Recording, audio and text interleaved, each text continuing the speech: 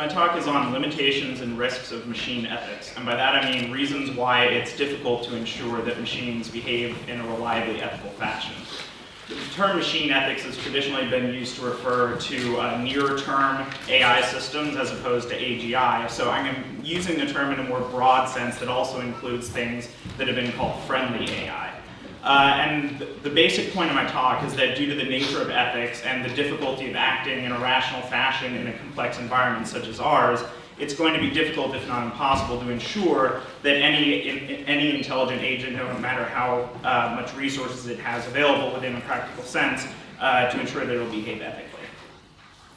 So there are a couple of possible motivations for thinking about machine ethics, defined here as developing computational models of morality. You could do it to learn more about ethics for human purposes, you could build moral advisors, or you could build artificial moral agents that directly act in the world based on their ethical beliefs. In the context of AGI risk, you can think of machine ethics as a subset of motivation selection in the taxonomy that Bostrom talked about, as well as a form of internal constraint in Sotala et al.'s taxonomy of AI risk approaches.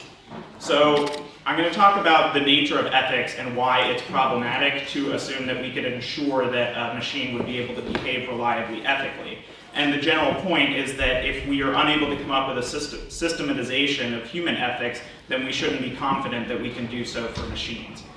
There are various problems that have been identified with unified theories of morality in the context of AI as well as more generally. Yudkowsky and Melhauser and Helm have noted that human values are complex and fragile, and this was also commented on by Bostrom a few days ago. There are also issues related to computational intractability of perfect ethical behavior. There are conflicts between principles and duties that may arise in the course of everyday life and real moral situations, as well as the problem of ranking different choices that are available to an agent. So obviously I can't give a comprehensive assessment of all possible ethical theories, but just to focus on two classes of ethical theories in particular and some general objections that have been raised against them. If you think of consequentialism as an ends-oriented class of moral systems and deontology as means-oriented systems, both of them have difficulty for accounting for all possible situations. So there are unacceptable conclusions that can derive from a purely consequentialist framework, such as the need to torture someone in order to save a greater number of lives. On the other hand, there could be opposite situations in which a deontological conception of morality would be implausible, such as, for example, saying that it's immoral to kill one person when you could save billions or even trillions. So the difficulty of reconciling these different theories of morality is one problem, but there are also unresolved problems in morality in general, regardless of which theory you choose. And this is going to be a problem for an AGI that's acting in the world at a large scale, because the more of the world you try and act upon, the more you're going to run into these sorts of unsolved moral problems that deal with large-scale issues. For example, two in particular are population ethics, which has to do with how we should ascribe value to states of the world and people on the basis of the number of them. So for example, you might intuitively think that it matters that there are more people rather than fewer, all things being equal, so you have some sort of formula for multiplying the quantity times the quality of these people's lives. However, there can be counterintuitive conclusions that you draw from that, such as that it would be better to have trillions of people living barely acceptable lives and then to kill everyone on Earth today.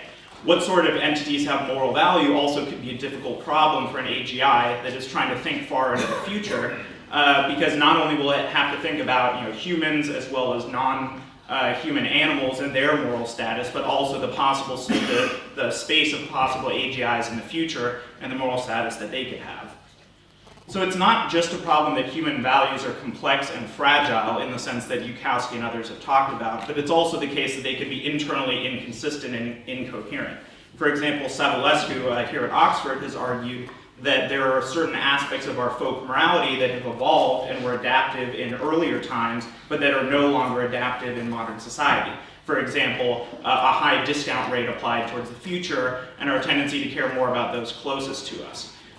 There's no a priori reason to assume that our evolved intuitions, insofar as you take a naturalistic understanding of morality, will necessarily be consistent. And this is a problem for approaches that try and systematize human intuitions through some sort of algorithm. Two lines of evidence that can be thought of in terms of the psychological literature on morality that are relevant here. First is Haidt's analysis of the cognitive processes at work in morality.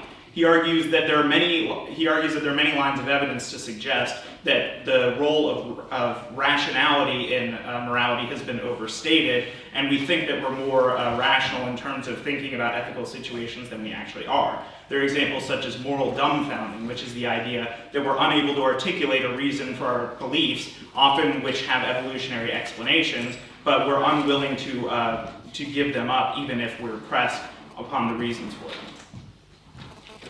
Another line of evidence through analyzing the brains of people who are responding to thought experiments, such as the trolley problem, in which you are given the option of hitting a switch that leads to killing one person rather than 5, or the footbridge situation in which you push a man over a bridge and then he stops the train with his body directly. Often people will give conflicting answers to these sorts of situations. Green's analysis of this dichotomy between people's resistance to pushing the man over the bridge and hitting the switch is that we have an evolved opposition to physical contact and the use of physical force. We have no such intuitions about hitting switches, even if the moral consequence is the same. He uses a camera analogy to say that we have automatic and manual modes to our morality, and that these aren't necessarily reconcilable. I would note, though, that this is a controversial view within moral psychology, and as is the general project of naturalizing morality. So even if you have a particular moral system that seems to solve all problems, it's going to be very difficult to implement it in the world. And these are problems that will apply to any bounded agent that has finite resources of both computation as well as finite knowledge. If you think about the classical frame problem in AI, and then you apply it to moral situations, you see that there could be an infinite range of possible factors that are relevant in a particular situation in terms of their long-term consequences. This is particularly problematic for theories such as consequentialism, which are concerned with the ethical implications of your actions over the long term. There could also be domain-specific knowledge and experience that's necessary in order to act ethically. The computational complexity of morality is also important here. So Gigerenzer argues that we do something called moral satisficing, which is that we have to greatly reduce the space of options that we consider and the amount of analysis that we do towards those options with regards to their moral implications. This seems to be necessary both for a consequentialist and a deontological perspective on morality. For example, this analysis by Reynolds concludes that for consequentialist and deontological ethical approaches, they're both computationally hard, scaling as a function of mn to the L, where m is the number of actions available, n is the number of agents, and L is the time horizon. There are also environment-based limitations. So let's say you have a lot of computational resources, you have an ethical theory, you're still going to have difficulty acting in the world in a reliably ethical way. There are all sorts of nonlinear interactions in the environment, as other speakers have noted, which makes it difficult to model the environment in a consistent way. There can be chaotic effects as well as black swan events that throw out the entire model that you are relying upon. In addition, there are intrinsic philosophical reasons why you can never have full access to the environment and to verify, validate, and confirm models of the natural and social environment. In addition to all these issues I brought up, there are also problems that arise as a result of learning and evolutionary processes of autonomous agents. So as Mueller has noted, the autonomous interaction with the environment that's critical for an agent to become intelligent will require less control in order to allow that scaling up to occur. However, learning about ethics in this sort of fashion could pose risks for a very powerful agent, and it's impossible to expose it to all possible situations. So you might ask, how do humans act ethically? Well, first of all, we have a lot of advantages, such as more computational power than existing affordable computers, as well as lots of experience, both in terms of our lives, and as well as if you think of our evolutionary psychology as embodying some moral experience. But on the other hand, it's unclear that we do act in a reliably ethical fashion. Most people don't act in ways that are consistent across a wide range of situations, and everyone makes mistakes. And I personally wouldn't trust any particular individual to make decisions for all of humanity. There's specific classes of machine ethics proposals, and again, I'm using that term in a broad sense to include theories of AGI friendliness. And here are 4 categories that you can think about. And I can't deal with every single one of them, but just some broad limitations of these classes of approaches can help us think about ways in which an AGI ethics system could fail. If you take a top-down approach to morality, which is to say that you have an ethical theory and then you implement it in some sort of system and have the system reason based on those high-level principles about particular cases, then you're going to run into computational limitations as well as the limitations of unified moral theories that I talked about earlier.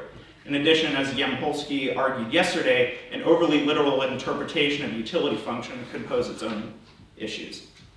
If you take a bottom-up approach to machine ethics, which is to say reasoning based on particular cases and building up a theory of morality based on experience, then you're going to have the safety issues that I mentioned earlier, but there are also some other issues that will arise, such as not guaranteeing that any particular principle will be followed. There will be no guarantee that the system will eventually arrive at a fully coherent or consistent theory of morality, and it might be difficult for it to explain the reasons for its actions. So I think that a lot of humans might have difficulty accepting, for example, a system that says that it killed person Y because at time step 789, node 1 had a value of 0.81. Psychological approaches to machine ethics take the human cognitive system as a model and then try and instantiate it in an AGI. The problem with this is that, first of all, there's intra and interpersonal variation in morality, so it's difficult to say whose moral system you're going to be modeling and whether it will be consistent in the first place.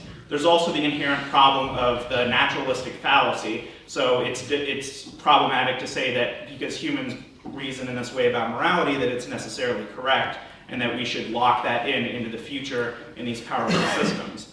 In addition, it doesn't seem to be possible to resolve outstanding philosophical issues and limitations of folk morality in this way.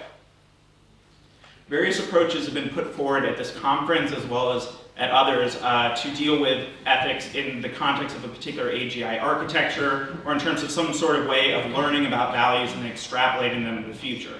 There are going to be various limitations to these approaches. While they may be valuable, some things to consider are, for example, the reconciliation of conflicting values both within and between humans, the risks due to acquiring vast amounts of resources in the course of deciding what is ethical in the first place, so there's kind of a chicken and the egg problem there, as well as the loss of important elements of our fragile values in the process of trying to extrapolate them in a consistent way. There could be high sensitivity to initial conditions, for example, the mood of someone prior to their values being extrapolated, their prior exposure to schools of thought, many of which could be consistent with their prior beliefs, and as well as what I would call the iRobot problem, which is that we don't know for sure what the logical implications of our beliefs and the particular moral systems which we instantiate in a given machine are. So in the movie iRobot, as well as the novel Runaround and others by Isaac Asimov, what happens is that the robots decide that the logical implication of the 3 laws of robotics is that they need to take control over humanity's destiny and prevent humans from killing each other. While I don't suggest that that in particular is going to happen, the overarching issue is that we need to think clearly about ways in which our values could be taken to their logical extreme and whether or not we're sure that we actually believe what we think we believe. This is a summary of some of the possible failure modes of machine ethics, which I've already identified, so I'm not going to read them again there. And the last section I want to talk about is the insufficiency of machine ethics. I think it should be fairly obvious why there are going to be human factors involved in any sort of AGI safety regime. And as Hibbard argued earlier in the conference, it's perhaps more of a threat how humans are going to be using these systems than any threat that emerges from the system itself. However, these are going to be tightly correlated. Some examples of issues are the reprogramming of AGIs, which could be possible if they're widely distributed, as well as whether they're centralized, unless you have a very wide system of surveillance and essentially a totalitarian state. There could be domains that are ethically complex and problematic that an agent is put into by a human operator in an irresponsible fashion. There could be a training environment which is deceptive for the agent, and again, dealing with the frame problem will be difficult because there could be aspects of the training environment which are hidden from the AGI that lead it to come to erroneous conclusions. There are also issues related to hacking that tie into what Yampolsky was saying yesterday. So typically there's been a tripartite distinction in terms of what's required for trust of a human. Some of these factors are benevolence, competence, and integrity. And I would argue that when you think of an AGI, the analogy between integrity and cybersecurity is pretty strong, in the sense that if you want to be able to trust an AGI to be benevolent over time, you want to ensure that the cybersecurity infrastructure of the whole planet is secure. That means that even if we have a wide system of AGIs that are acting in a reliably ethical fashion, a new evil one might come along and hack all of them, and then you're going to end up worse than if you'd never had them in the first place.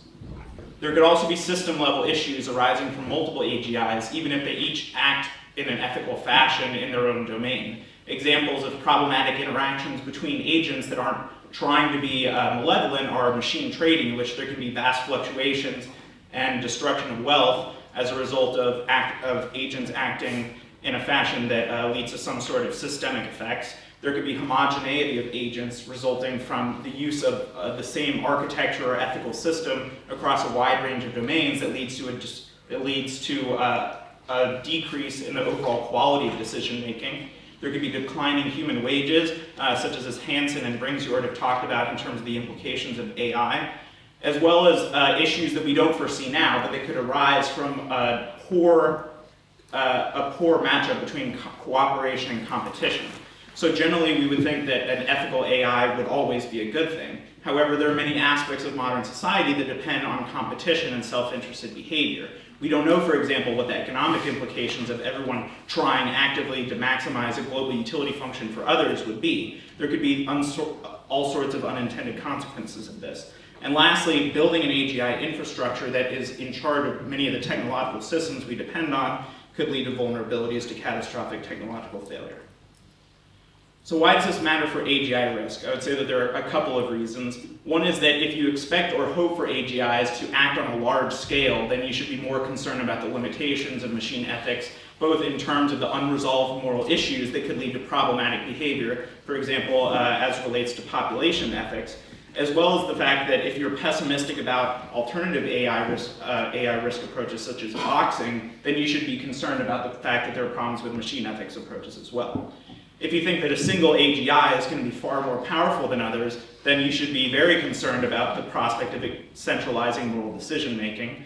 And lastly, I would say that you could think of a hierarchy of safe uses for machine ethics in the sense that generally using it to inform human ethics is safer than using it as an advisor, which is safer than limited action, which is safer than large-scale action. So in conclusion, machine ethics might be useful in some domains, but it's by no means a solid technological fix for the problem of AI safety. These three criteria that Sarowitz and Nelson have identified for what a technological fix, what criteria a technological fix should meet in order to actually qualify as fixing the problem is embodying the cause-effect relationship, which clearly machine ethics doesn't do, given the role of humans in operating and developing and deploying the systems. The effect of the technological fix must be accessible using relatively unambiguous or uncontroversial criteria, which clearly ethics is not, and it must contribute to a standardized technical core, which we do not yet have in AGI. So my contention is that by thinking about the ambiguities in ethics and the difficulty of rational action in the world, we can identify some failure modes and come up with better systems for machine ethics. I don't have a solution for you, but I think that thinking systematically about these limitations could be helpful. And lastly, I would say that machine and AGI ethics might not be the best framework. As Hibbert mentioned earlier, it's really important to think about how people are using these systems, and a better framework might be to think in terms of ethical human-machine systems. So with that, I will open up for questions.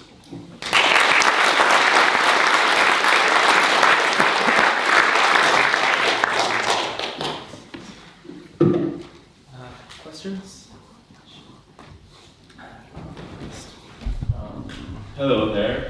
There seems to be a fair amount of anthropocentrism or anthropomorphism in thinking that the correct or most useful kind of AGI system would be a full autonomous system. Instead, you refer to ethical human-machine systems. Could you try to expand a little bit on that? So in part, I'm responding to the literature on machine ethics, which is largely based on human ethics and trying to develop models of human ethics. So I think it's anthropocentric in that sense, that people have argued both implicitly and explicitly that we should model these systems on, say, human values. But I'm not sure if I'm not sure what you mean about the human-machine system part of your question, so. You want to clarify? Yes. I mean, well, we seem to, most people seem to assume that some kind of full autonomous intelligent agent should be treated on the basis of, well, thinking of it like a human person. Instead, what would you recommend for thinking of a correct theory of ethics that involve combination of humans and machines, either as tools or otherwise extensions of humans? I don't have a good answer for that, and I think it really depends on the level of autonomy of the system in question. So I think today most systems are not autonomous, and you can see technology is largely an extension of humans. So a human-machine framing might make sense today. Over time, as systems become more autonomous, then it might make sense to think of them as discrete systems. But I think it'll really depend on the situation in question, and I'm not sure that I or anyone has a really well fleshed out theory of human-machine ethics, so I don't know what to tell you there. If I may quickly insert a question Sure. of my own, as somebody who's neither an ethicist or a computer scientist, one concern that I didn't see up there in your very comprehensive talk was the way that our ethics and morals have been evolving. If we, for example, programmed an AGI with the morals of zero AD Rome, we'd have all sorts of problems. And it seems like we may have the same problems even if we have a comprehensive system that works now, it may not work in 2,000 years or 1,000 years when our understanding of the AGI's understanding of the galaxy and the universe has changed drastically. Now, you could allow a level of evolvability in morals, but that would seem to imply a risk associated. Would you have any comments on that?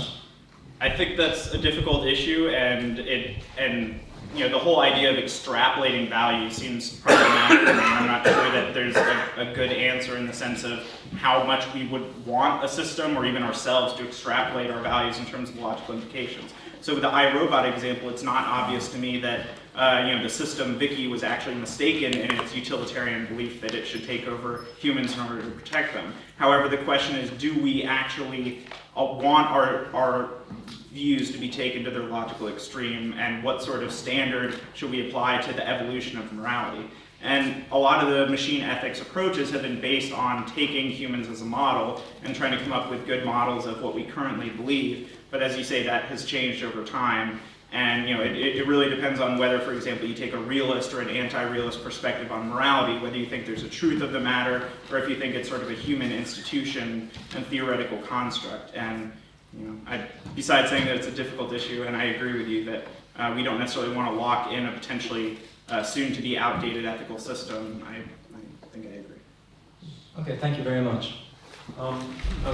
Both a short remark and sort of a question. The short remark is that you mentioned declining human wages, and I'd like to mention that Kurt Vonnegut, in his first science fiction novel, Player Piano, which he wrote in 1952, sort of described contemporary Western society where a lot of people who used to hold good jobs, simple jobs perhaps, but good jobs, are now completely out of a job because of increased robotization. So this is not something for the future. You don't even need AGI for this to happen. This is already happening. It's just to sort of strengthen your point there. And the other one is sort of a more general notion that maybe the problem statement as you have it is basically an algorithm to which you input a situation and then it has to sort of render moral judgment. I can only operate by analogy to natural language processing, which is where I do most of my AI work. And this is how Chomsky originally posed the problem. You put in a string of symbols and you should decide whether it's grammatical or not. And we have come a long way from that, and every working system is incapable of doing this. This is not what the systems are doing. They're doing much less in a relevant sense.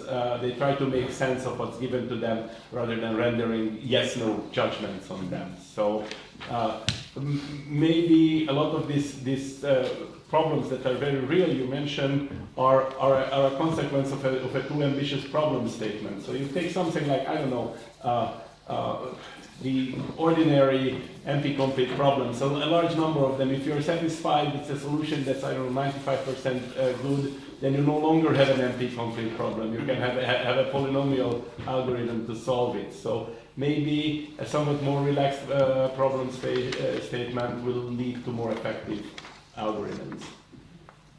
So in terms of the, the ambitiousness of the problem statement, if I understand your question, you're saying that that expecting perfection of ethical behavior might be an overly stringent requirement. Is that?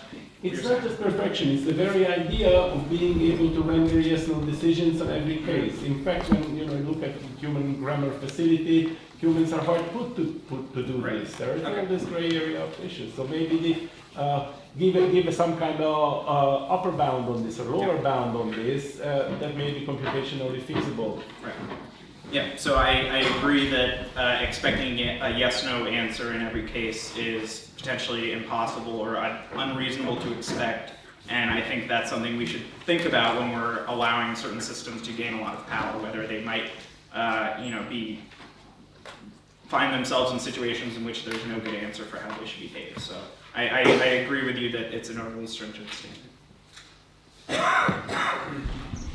Thank you. I think it's rather a comment, not a question what I have, but in my opinion it's hard to speak about machine ethics without referring to a specific definition of free will of autonomous systems.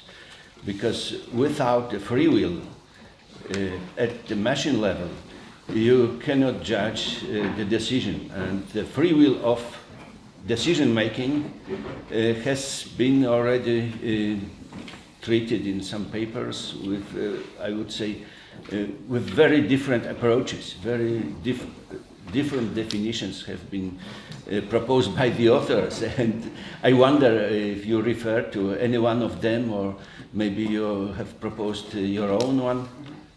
Thank you. That's a question. That was the first part was the remark. The other is the question. Thank you. So I haven't thought too much about the free will question, but my specific interest in this research and in the talk was the question of how to ensure that machines behave as if they are ethical. And in that sense, it's not particularly important to me whether they actually have free will or are actually ethical moral agents in some higher sense. In the same way that it's not particularly important to me whether someone actually has free will in terms of whether they're treating me ethically. So I've been focusing more on the pragmatic consideration of ensuring safe or benevolent or apparently ethical behavior as opposed to whether or not they actually have free will. So it's an interesting question, but outside what I was thinking about. Okay, if there are no more questions, then I think we can move on, and I'd like a round of applause again for